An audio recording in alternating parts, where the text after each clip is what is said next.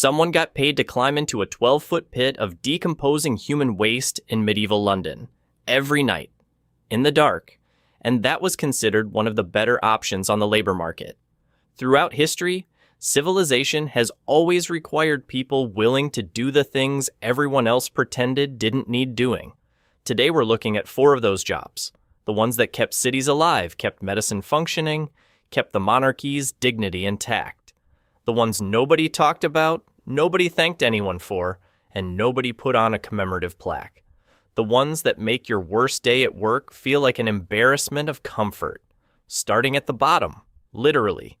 The gong farmer, also known as the night soil man, was responsible for clearing, hauling, and disposing of the contents of London's cesspits. These were the large underground chambers that sat beneath homes, taverns, monasteries, and public latrines, collecting the biological output of a medieval city that had not yet figured out modern sewage. Some pits ran 12 feet deep. Some serviced entire city blocks.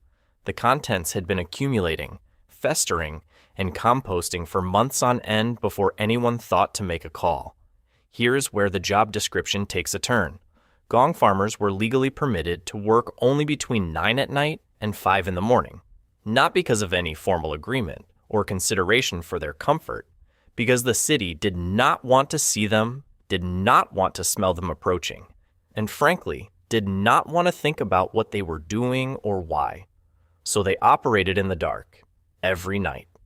While the people whose literal waste they were hauling slept soundly upstairs and woke up to tidier cesspits and went on with their days without a second thought. They were indispensable. Medieval London would have become genuinely uninhabitable within a generation without them.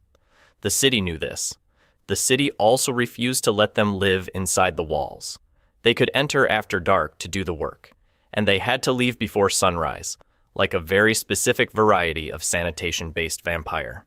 The Guild of Gong Farmers, known in some records as the Rakers, operated under formal city ordinances governing their hours, their routes, the designated disposal sites for what they collected. Regulated, professional, entirely invisible. The ceiling on a gong farmer's social mobility was specific, and it smelled bad. The pay was not terrible. A skilled gong farmer could earn several times the daily rate of a common laborer. Some grew modestly prosperous. None were invited to dinner parties. None were mentioned in wills. And when improved sanitation infrastructure eventually made the profession redundant in the 17th century, the city moved on without much ceremony. The gong farmer kept London functional for hundreds of years, and London repaid him by pretending he was never there. He did at least have one advantage over the next person on this list. Whatever he was climbing into, it had never actually been inside anyone else first. The fuller's job was to clean and thicken raw wool cloth before it could be sold. Raw wool comes off a sheep carrying lanolin, dirt, and every agricultural contribution that accumulates on a sheep over the course of its life outdoors.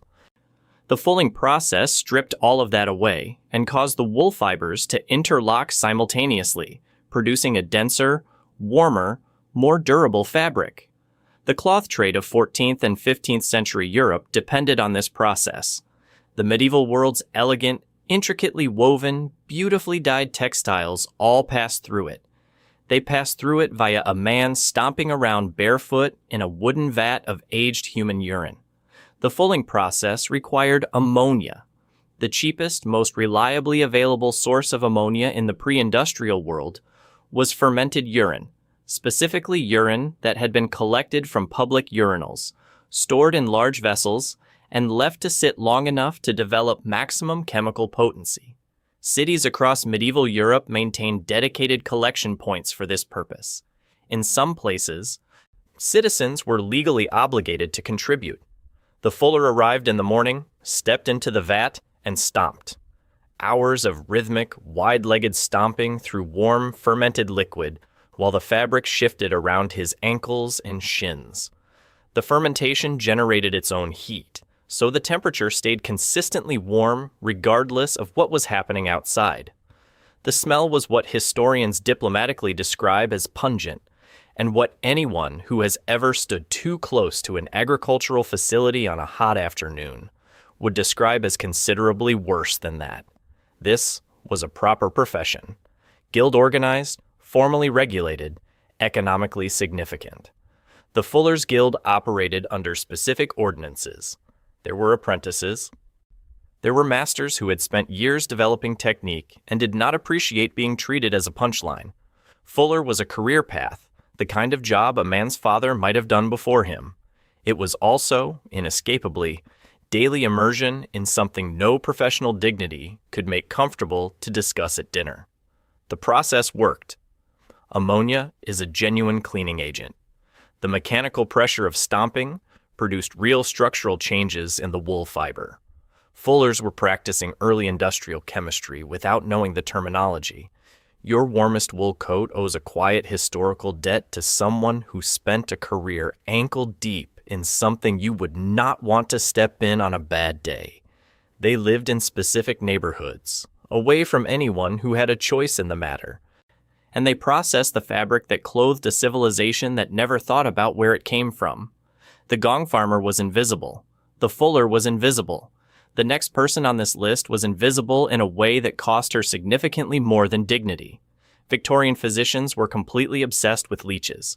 The prevailing medical theory held that a significant portion of human illness stemmed from excess blood, too much of the stuff building up and causing mischief, and the prescribed solution was removal. Leeches were recommended for headaches, fevers, inflammation, bruising, and more or less anything a physician encountered before he'd had a proper think. The demand was staggering. In the early 19th century, France alone was importing more than 40 million leeches per year for medicine, which meant someone had to go find all of them. The full sophisticated methodology of professional leech collection was as follows.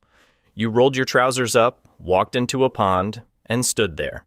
You stood in stagnant water and waited while leeches, which are extraordinarily good at detecting warmth and blood, located your legs, attached themselves, and began feeding. Once they had eaten their fill, you collected them, placed them carefully in a container, and did the whole thing again, until you had enough to sell.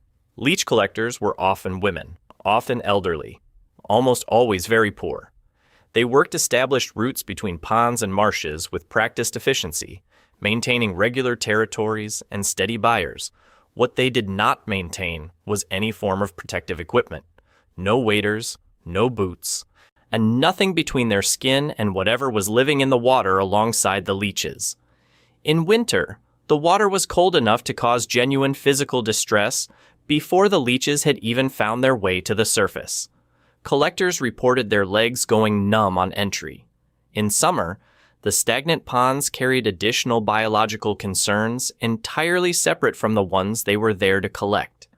Collectors who worked the job for years developed permanent scarring on their lower legs. Chronic blood loss was a standard occupational condition. Many developed anemia. Some did not survive the work at all, not from the leeches themselves, but from repeated exposure to cold water, from infection, from the slow compounding physical toll of doing the same thing to their own bodies every single working day.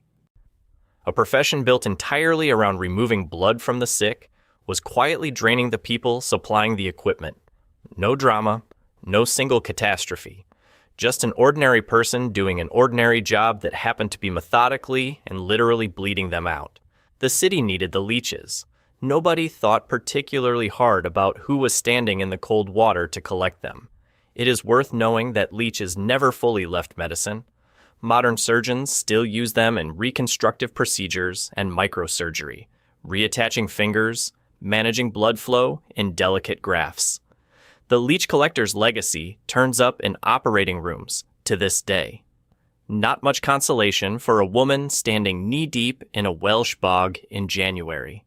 But there it is. And then there is the whipping boy, who had the best accommodations of anyone on this list, and the worst single clause in the history of employment.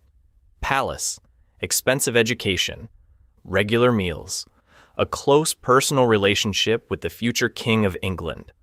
On paper, the whipping boy's situation was genuinely not bad for a commoner in 15th century Europe. The professional responsibility was receiving physical punishment for crimes he personally did not commit.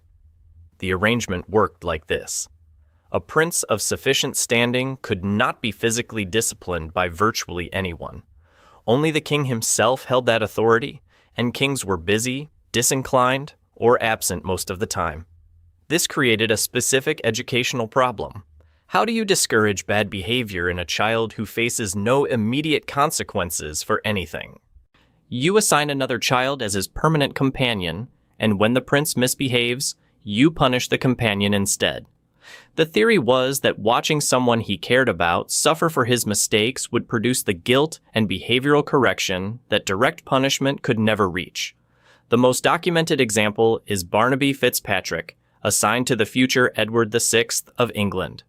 The two boys grew up together, shared tutors, spent their days in constant proximity. They became, by all accounts, genuine friends. Edward reportedly felt real guilt each time Barnaby absorbed a punishment on his behalf. That guilt was the entire mechanism. The emotional weight of watching a friend pay for your mistakes was supposed to make you stop making them. Barnaby's only leverage was entirely emotional. He could not refuse the arrangement. He could not retaliate. He could only hope that the friendship was real and that when Edward eventually became king, the debt would be remembered. It was. Barnaby Fitzpatrick was granted land, titles, and genuine royal favor during Edward's reign. The debt had no legal standing. It was unwritten, informal, built entirely out of proximity and shared history. Edward honored it anyway. Some historians note the evidence is thinner than popular memory suggests, and that whipping boy may describe something more occasional than institutional. But the position existed. The people existed. And somewhere in a Tudor palace, a boy who had done nothing wrong was explaining to himself that this was, technically, a prestigious appointment. 4 jobs, 4 centuries, the same arrangement across all of them. Society identified something it needed desperately, found the people with the fewest alternatives, handed them the task, and then quietly looked the other way. The gong farmer worked in the dark so the city could pretend he wasn't there. The fuller lived outside the neighborhood so the smell wouldn't reach anyone who mattered. The leech collector bled incrementally in ponds nobody visited. The whipping boy took the punishment so the monarch could remain above consequence. Different tools, different centuries, identical logic. The jobs always got done. They always found someone. The question nobody ever thought to ask was what that said about the people who designed the system.